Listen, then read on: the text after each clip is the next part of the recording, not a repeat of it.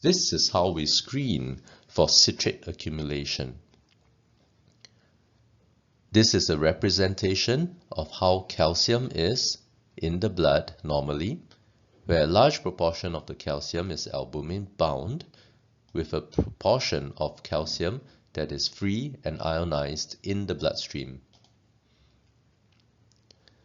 What we can measure is the total to ionized calcium ratio, which is also called the TI calcium ratio. Normally, the TI calcium is less than 2, which is the ratio of the total calcium divided by the ionized calcium. If citrate accumulates in the blood and citrate binds to the calcium to form the calcium citrate complex, the total calcium that is measured in the lab would include the free ionized calcium, the calcium that is albumin bound, and the calcium citrate complex. If this total calcium is divided by the ionized calcium, we may see a TI calcium ratio of more than 2.5.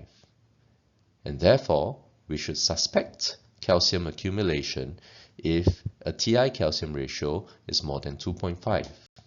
However, I would like to emphasize that this is only suspected, but it is not a confirmatory test.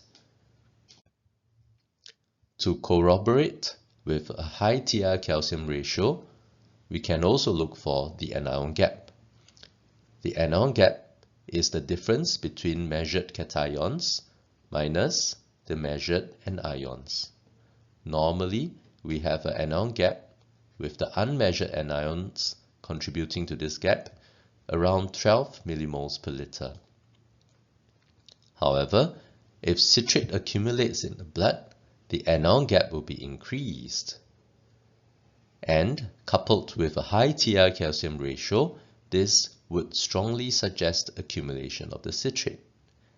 At the same time, whenever we see a high anion gap metabolic acidosis, we should also look out for accumulation of a lactate, which competes with citrate for metabolism, resulting in accumulation of citrate in the bloodstream, in particular for these group of ICU patients who are prone to hemodynamic disturbances. Correcting calcium imbalance is an important step in addressing citrate-related complications. As mentioned, calcium imbalance is related to either the input of calcium versus the clearance of calcium citrate complex in the dialysate. If there is hypercalcemia, quite often it is due to excessive replacement, and we can try to step down the calcium infusion rate. It may also be due to inadequate clearance of the calcium citrate complex, and this can be addressed by increasing the CKRT dose. Normally, we will prescribe CKRT dose at 25 or more frequently 30 ml per kg per hour when we use RCA. And if this is inadequate to meet the clearance needs, it may have to be stepped up further to 35 or even 40 ml per kg per hour. If there is hypocalcemia, quite often it is due to inadequate replacement.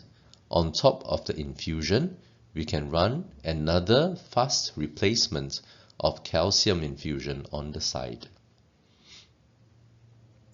If the hypocalcemia is due to citrate accumulation in the patient's bloodstream, again, the management is to increase the CKRT dose.